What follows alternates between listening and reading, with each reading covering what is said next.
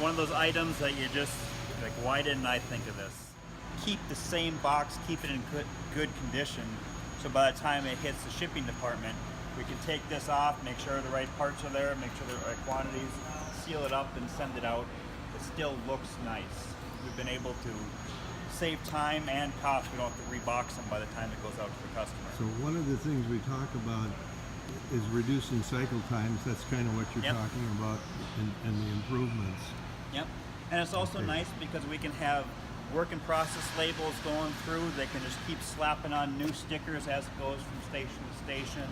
As soon as quality looks at it, we have these, but what we started doing is using the green box latches. So blue is work in process, green is inspected finished, so it's an easy color identification saying, all right, these parts are done, these parts so are you good to eliminate go. the stickers, okay. Yep.